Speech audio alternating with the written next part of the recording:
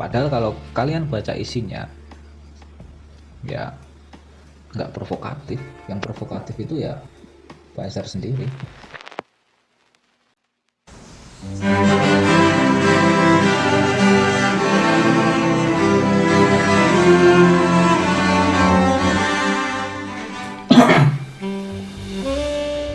Saya setuju dengan yang Ibu Susi katakan, yang Ibu Susi komentari ketika trending atau heboh tentang Abu Janda, di mana Ibu Susi menyuruh orang-orang yang masih waras untuk nge-unfollow akun media sosial Abu Janda, baik Twitter maupun Instagram mungkin. Dan di sini anehnya buzzer beberapa saat kemudian langsung menyerang akun media sosial Ibu Susi. Saya pikir saatnya dihentikan ocehan model seperti ini yang selalu menyinggung perasaan publik. Tidak semantasnya di masa sulit pandemi. Hal-hal yang tidak positif dibiarkan. Ayo kita unfollow dan jangan pedulikan lagi orang-orang seperti ini. Salam sehat dan damai. Garis bawahi, salam sehat dan damai. Jadi di sini di masa sulit kayak gini, di mana kita harus tetap produktif dan positive thinking agar hati dan pikiran sehat. Hati dan pikiran sehat menimbulkan imun yang kuat. Jadi saya mau menyoroti ini. Lalu Abu Janda sendiri merespon ajakan unfollow dari Ibu Susi itu. Ia menyayangkan Susi yang dinilai bersumbu pendek. Narasinya kayak gitu terus, dikit-dikit sumbu pendek, dikit-dikit sumbu pendek. Sebenarnya kita lihat bukankah yang lebih sumbu pendek itu Abu Janda sendiri, menggeneralisir kelompok-kelompok tertentu yang sebenarnya minoritas dalam Islam, yang mereka keras sekali terhadap halal haram dan bid'ah. Abu Janda postingnya Islam gitu doang ya, terus dan masalah kontroversi lain yang gak berkualitas yang dibuat Abu Janda. Permadi Arya, dulu itu ada nama seorang tokoh Jawa ya kalau nggak salah, namanya Permadi. Dia juga kontroversial, tapi aku kagum sama dia. Keren dia Permadi. Bukan Permadi Arya ya, yang yang membuat sebuah tokoh fiksi yang disebut Abu Janda Al-Bollywoodi. Abu Janda, nama itu terinspirasi dari seorang tokoh ISIS almarhum atau As-Syahid. oleh tokoh-tokoh ISIS disebut As-Syahid, Abu Jandal al-Indonesi. Nah, di situ plesetannya jadi Abu Janda al-Bollywoodi. Nah, al-Bollywoodi ini diambil dari Bollywood gitu yang mungkin suka nyanyi-nyanyi gitu kan. Abu Janda juga suka nyanyi-nyanyi kontroversi dalam tanda kutip. Meskipun di sisi lain Abu Janda itu katanya isu-isunya kan suka Nazi gitu kan, suka pernah itu diundang di kafe Nazi untuk jadi pembicara. Tapi kenapa malah belakangnya Al-Bollywoodi gitu ya, bukan Al-Naziyu? Ini sekedar mungkin kalau dari segi marketing gitu kan, marketnya kan lebih menjual Al-Bollywoodi, di mana banyak sekali rakyat Indonesia yang familiar dan suka sama film-film Bollywood buat narik pasar lebih mudah gitu daripada Al-Nazi cuma segelintir orang. Seperti itu juga dia memilih NU daripada Muhammadiyah untuk disusupi dalam tanda kutip. Mungkin teman-teman bisa lihat sepak terjangnya Abu Janda mulai masuk NU itu kapan, mulai masuk Banser itu kapan. Sekedar imajinasi saya, memilih NU karena lebih mayoritas atau umatnya dalam tanda kutip lebih banyak. Oke, kita lanjut di berita yang dari CNN Indonesia yang judulnya Cuitan Abu Janda dan Seruan Unfollow dari Susi Pujiastuti.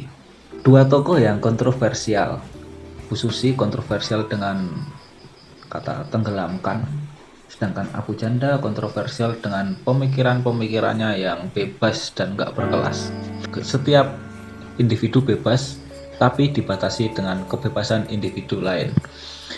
Kalau dibilang Abu Janda liberal juga nggak termasuk dalam definisi tersebut, di mana dia bebasnya istilahnya kalau dalam bahasa Jawa sakar PDW.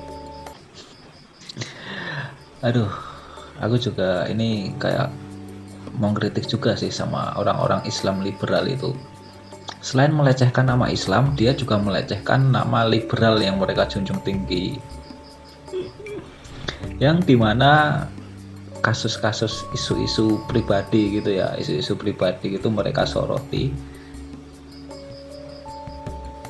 dan ya mereka kompor-kompori, panas-panasi, yang dimana dalam liberalisme sendiri harus menghargai ranah privasi.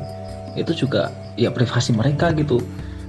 Misalnya kaum liberal waktu itu heboh juga masalah tentang pendidikan dari orang tua, kalau anak kecil yang perempuan itu dari kecil itu udah dididik secara Islami versi mereka, yaitu dengan berhijab sejak dini gitu, untuk membiasakan diri agar mereka kalau sudah gede mereka mereka ya berhijab gitu, menutup aurat. Tapi dalam pandangan orang-orang liberal tersebut, istilahnya anak kecil itu harus menentukan pilihannya sendiri gitu ya, dia mau berhijab atau enggak tanpa tekanan dari orang tua. Ya kelihatannya argumennya itu keren gitu ya, tapi di sisi lain gimana anak kecil yang istilahnya masih polos, yang masih belum kurang mengerti benar atau salah, membedakan yang baik atau yang buruk tanpa ada bimbingan dari orang tua. Nah, di situ orang-orang liberal melupakan orang tua sebagai pendidik untuk anaknya lebih baik versi orang tua. Nah, di sini kan itu kan ranah privasi setiap keluarga gitu ya. Dan juga ranah tersebut juga enggak mengganggu kepentingan, mengganggu publik lain gitu ya, mengganggu keluarga lain gitu ya. Masa ada gitu ya, misalnya si orang tua ini nyuruh anaknya misalnya masih TK ya atau masih SD gitu untuk kemana-mana, kalau keluar rumah itu berhijab gitu, apakah ada keluarga lain yang terganggu gitu ya sama hijabnya si anak kecil tersebut gitu ya? Kan lucu banget gitu ya. Itu sampai Ibu Susi yang itu ya ngomentari keviralan Abu Janda gitu, yang bikin heboh di masa-masa krisis kayak gini. Ya mungkin ada yang bilang krisis, apa emang kita masa krisis gitu ya, mungkin dari para cebong di sini yang menonton video ini, emang kita krisis? Banyak baca lagi ya, kita ini lagi krisis apa enggak. Untuk juga para kadrun maupun kampret, aku nggak bela kalian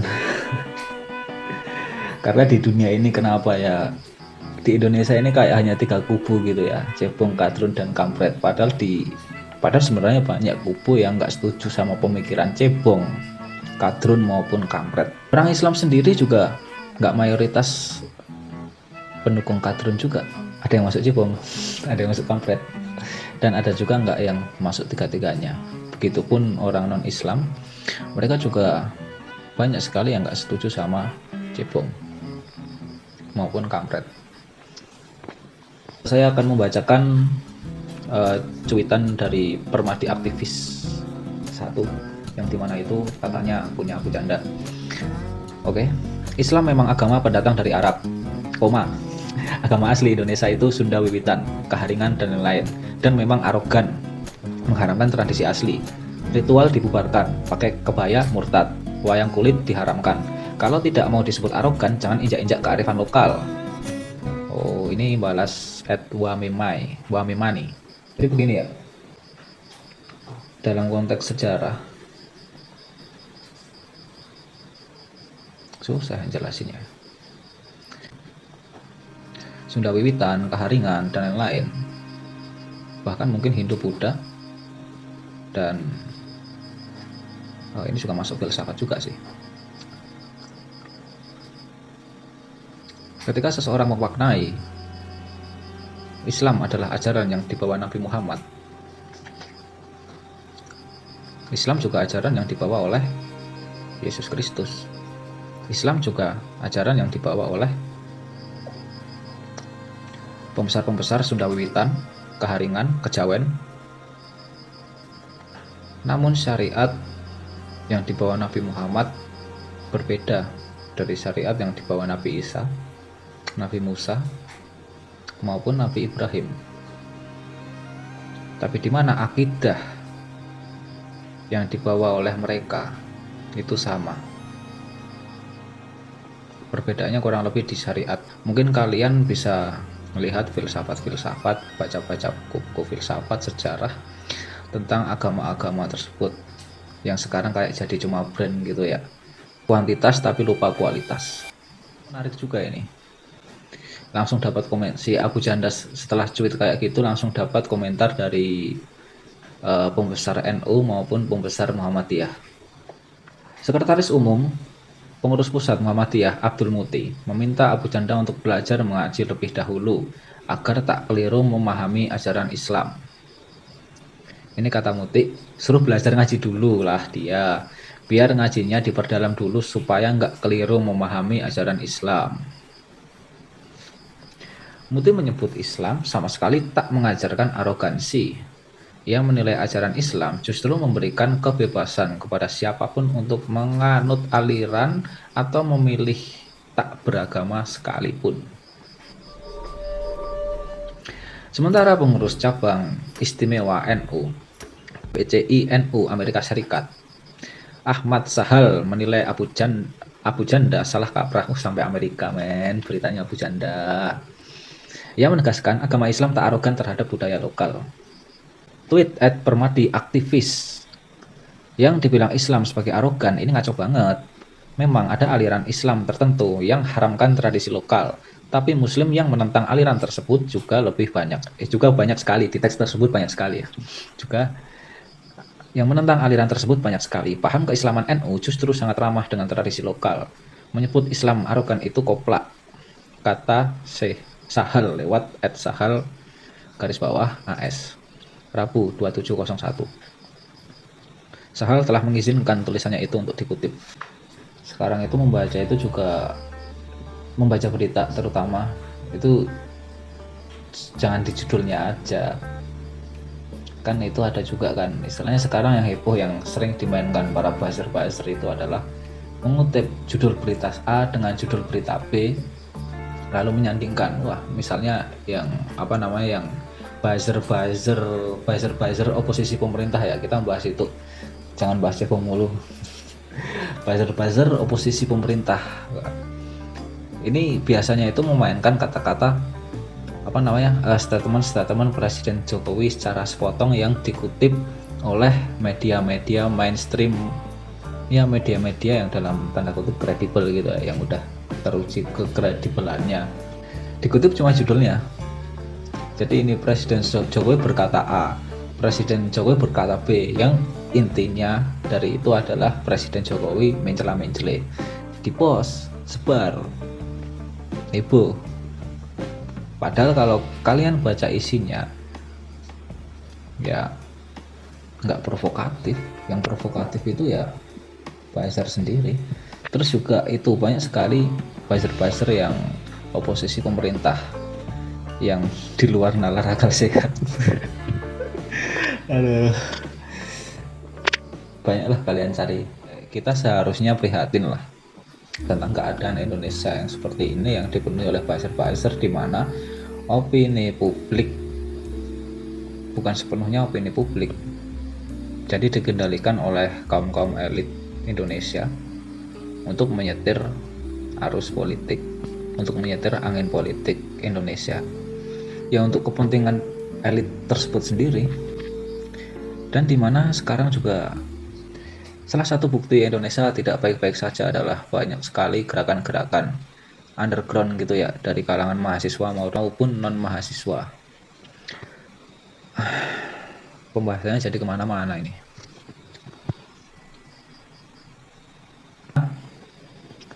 Saya sangat mendukung langkah-langkah Ibu Susi, yang dimana Ibu Susi nggak blok aja akun Abu Janda dan lain-lain, lebih menyuruh ke masyarakat luas untuk nge-unfollow Abu Janda, yang dimana tersebut ya gimana ya, selalu meresahkan gitu ya statement-statementnya Abu Janda. Di sisi lain orang yang ya di situ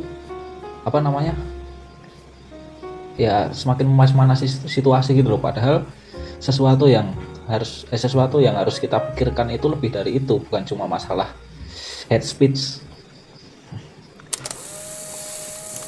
Banyak sekali yang harus kita pikirkan untuk menjadi manusia-manusia yang lebih produktif, yang lebih positif gitu ya.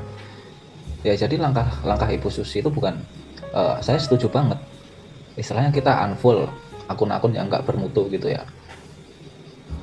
Jadi kita ya bukannya kita nggak peduli tentang politik negara ini, tapi kita jangan jadi buzzer baru gitu ya, jangan terpancing sama buzzer gitu ya. Lebih kedepankan critical thinking. Itu sih saranku ya, kita harus lebih mengedepankan critical thinking daripada cuma ngikutin berita-berita yang udah disetir sama buzzer.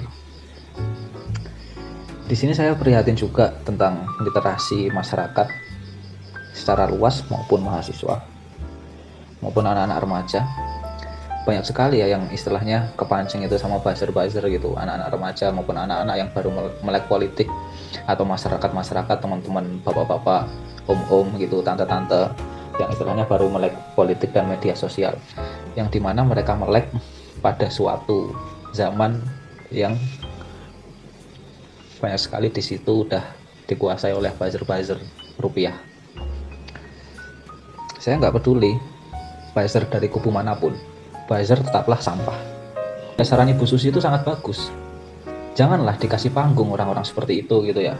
Banyak sekali kegiatan-kegiatan yang harus kita lakukan di masa-masa sulit kayak gini, kegiatan-kegiatan lebih produktif gitu ya. Ya mungkin masih belum puas aku, masa ditutup videonya kali ini. Ya jadi saya berharap ke depannya saya sendiri juga teman-teman yang menonton video ini sampai akhir dan menyaksikan segmen ini, menit-menit akhir ini, saya mengajak teman-teman jangan mudah terpancing buzzer. Pertama itu critical thinking. Apa itu critical thinking? Ya gampangnya banyak-banyak baca gitu ya, banyak-banyak baca dan jangan keburu-buru menarik kesimpulan gitu ya. Versi saya mungkin seperti itu. Sebagai penutup, Indonesia lebih baik tanpa buzzer. Oke, sekian, terima kasih dari saya. Dadah.